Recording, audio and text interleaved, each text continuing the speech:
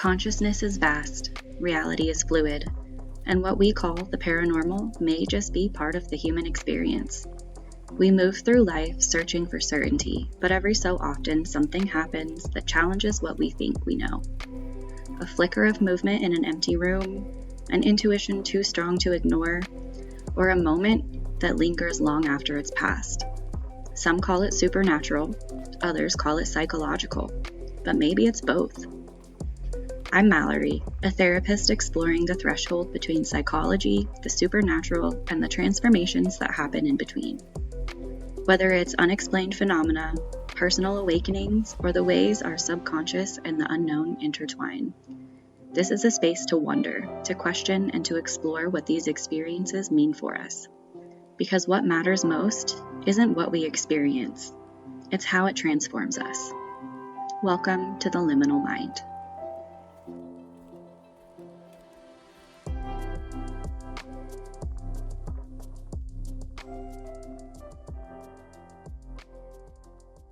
Welcome back to the Liminal Mind. This episode is part 2 of my conversation with Jess, hypnotherapist, medium, and intuitive guide.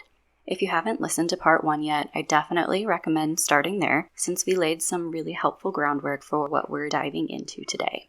Jess and I explore how to tell the difference between psychic information and direct messages from spirit. We talk about how symbols show up in intuitive work, how mediumship can feel in the body, and why boundaries, consent, and the comfort of the client or the sitter are absolutely essential. It's a thoughtful and grounded conversation for anyone exploring their own intuition or interested in the ethics of spiritual connection. Let's get started. When I send clients your way, it's often because the traditional kind of talk therapy approaches aren't enough. Talk therapy is very mind-centered. Yeah. We can do some other things that kind of tap in. I use the bilateral stimulation, which helps people get into a parasympathetic state, which then impacts, the brain waves and the state of relaxation that they're in. But again, parameters based on insurance or things like that, where I can't always do the kind of work that I am being pulled to do in that specific therapy setting. So then I suggest that they come to see you.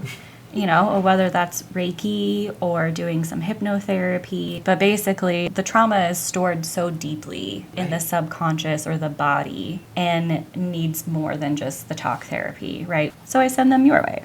From your experience, how does the spirit communication or the intuitive work that you do help unlock some of that emotional or the psychological barriers of the client?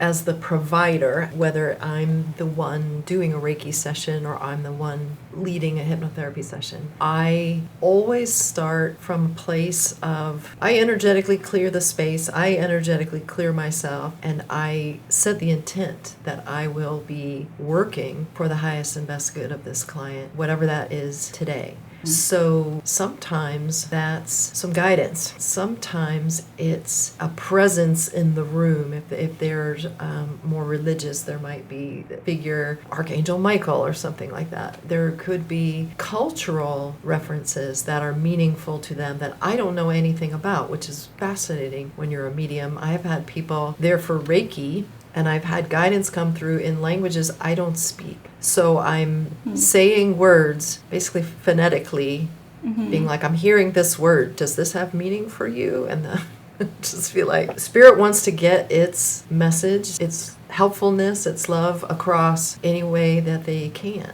And so I've had people on the Reiki table where I don't even know what was said because I don't know this language. Or sometimes it's that the person is feeling skeptical about things, which is fine, healthy skepticism. Sure.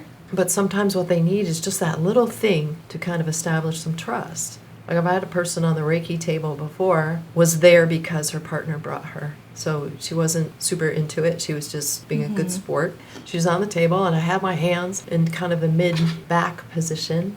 And I tell clients I can either be totally silent, you could sleep if you want, Reiki's going to flow, or I can tell you what I'm getting as an FYI. So I said, okay, there's a feeling here of a void, of something is missing. It doesn't feel like you were born without it. You know, it doesn't feel like it's been missing from birth. It's missing like it was removed. And she turned like this and kind of looked at me with one eye, and she said, I donated a kidney to my brother. Now, in the energy field, the energy body, that layer, is always whole. It is the blueprint for the physical body. So if you remove something from the physical body, it still exists in the energy body, but they don't match anymore. The physical body will be, they're not exactly the same. And you can perceive that when you use those sixth sense and you're working with the energy fields. And in that case, she just needed to hear something, that this isn't just somebody waving their hands over me. There's something happening here. Right. And that was the piece. Sometimes it's just evidence or some kind of reassurance. Sometimes it's things that I will never know actually what was said, because I don't speak that. You have the loved one present, and it's somebody that they miss very much, and just knowing that loved one is there, not the same as being able to reach out and hug them, but still pretty cool. Yeah. Yeah. Just the support and the confirmation that we're not alone. Right. Yeah. So are you able to talk a little bit about the differences in energy or the kinds of communication, whether that's, like phrasing or feelings or vibes, however you want to explain it, that you would be receiving from spirits versus something that you consider more intuitive or psychic? Because you mentioned that level of attunement and connection. So just for the listeners, is there a way to discern, or is that something that each person just sort of does for themselves? If you think about a tuning as adjusting the frequency, so like tuning a radio dial or something like that, it really depends on what your intent is. What is the goal? So if you want information about yourself, maybe you're facing a health issue, or you're wondering if you should change what you eat. Would yoga be good for me, or, whatever it is. So it's information for you. Then dialing in a frequency that kind of aligns, oftentimes we'll do it with the breath, or being, mindfulness kind of meditations, or kind of tuning into that inner wisdom, higher self, however you want to think about it. When we are looking for information that might involve other people, or somebody else has sought us out, again, the big topics in life, health, relationships, finance, career, family, though the big questions, that's the one you have to be very careful. Let's say, Mallory, you are my client, and I know your family life. I know, I know you a little bit. Right. I have opinions, obviously, and I have thoughts on certain things. That's my conscious mind, my ego side. And you have to be very careful that you're not inserting your own preferences and your own beliefs on this and say, well, of course Mallory should do whatever thing is. And that word should is a key right there. If I hear myself saying should, probably that's not spiritual at all. That's just me going, well, duh, you should do this thing. Mediumship, though, the only thing I can put it is there is a feeling, and it is amazing when you have it. This is soul to soul frequency, and you're matching it. So it's not like trance channeling where that entered your body and you've sort of left part of your consciousness to the side. It's like a hug. You can feel the person smile. You can feel if they were mischievous, they were shy. As you're sort of trying to make that connection, make that attunement from soul to soul, you cast a wide net first, and then it becomes more and more and more specific. When you got that, when you have that tuned in and you've learned how to hold it, then that person, your client, is essentially having a conversation. They're having an exchange with their loved one through you. And it is powerful. I recently did Reiki and a reading, which kind of go together in my world, for a woman who lost her husband. So this person, her husband was joking and teasing in like a way that he would in his physical body, like being himself. He's referring things that are like private jokes within their marriage. I've had parents come who lost kids, and literally I had one where I'm describing what I see, what I hear, what I feel, what I sense, what I know, all those kind of things, trying to get as much detail as I can. And all of a sudden, the kid just went, "Where are we going for lunch?" It's just like Because it was lunchtime and the mom and the child, that was their thing. They're not giving me the sense of like, let's go have a salad. They're talking about like, let's go get a burger, or whatever, junk food. And it's those little things. It is such an honor to be involved in that process with people. I am in awe of my clients every day. I'm not sure if I answered that one or if I got on a tangent.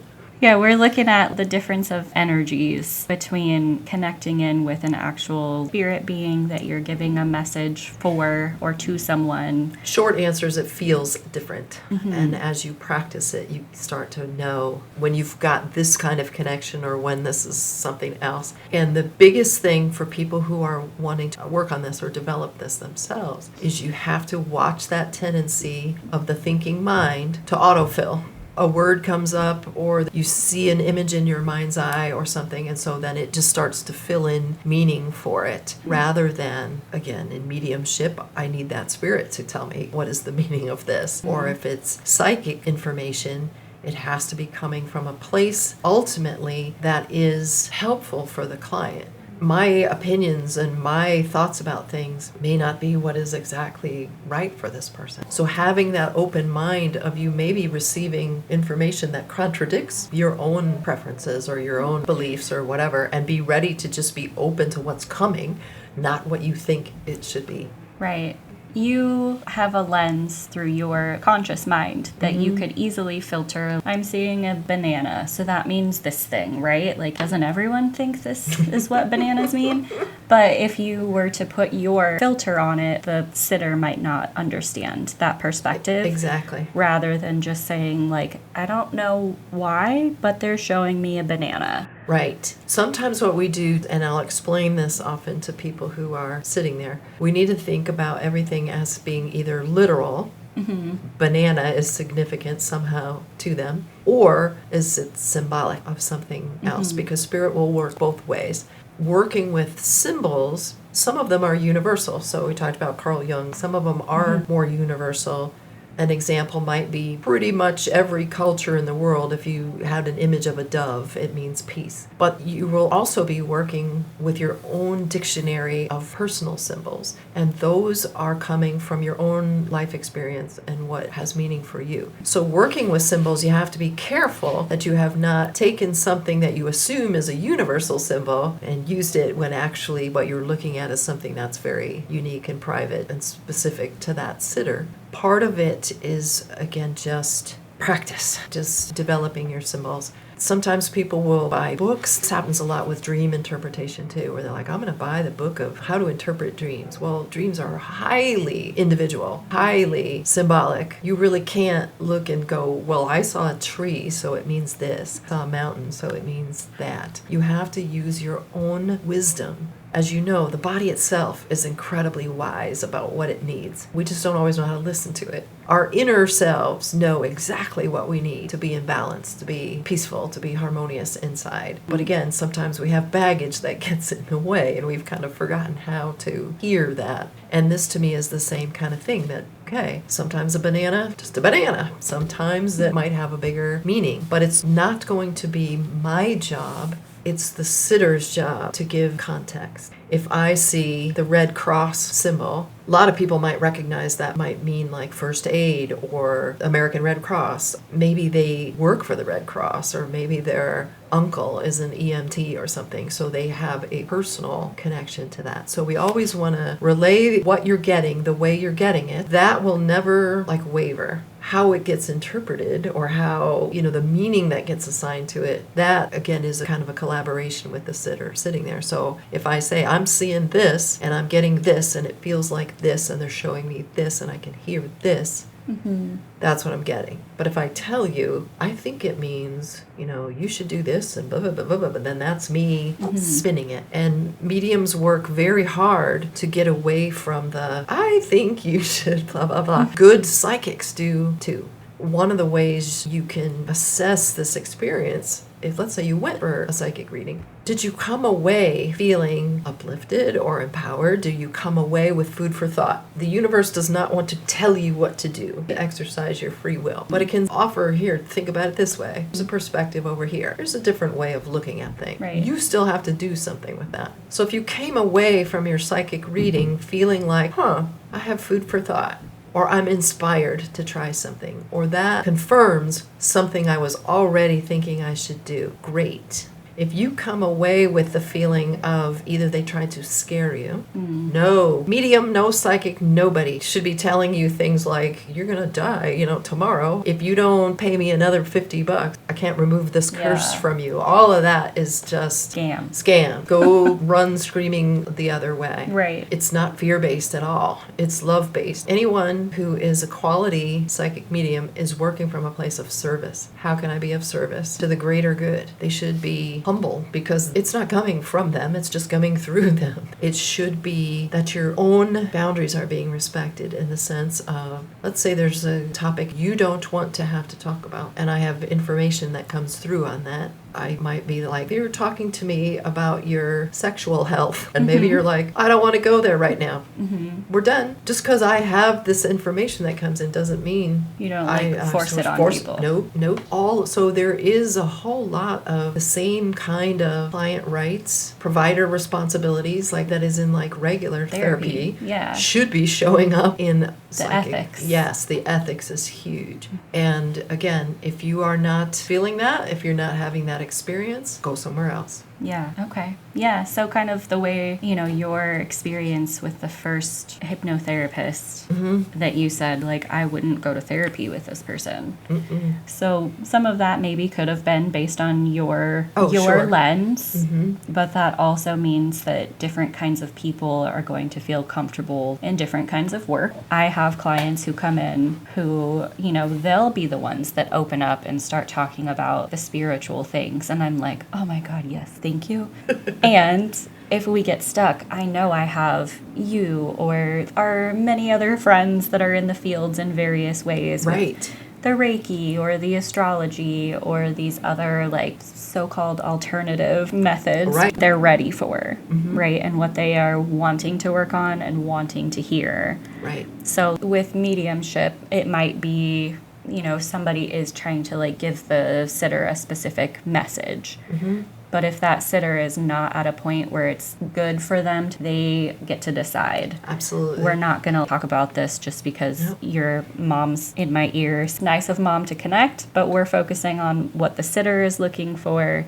I've had clients flip into, as we're doing regression work, regression to cause, we're just go all the way back and then into a different life. And clients who have expressed that they don't believe in that, that's okay. We're going to work with whatever presents itself, what is right in front of us. That's what hypnotherapy does. Whatever you're serving up, that's what we're going to look at.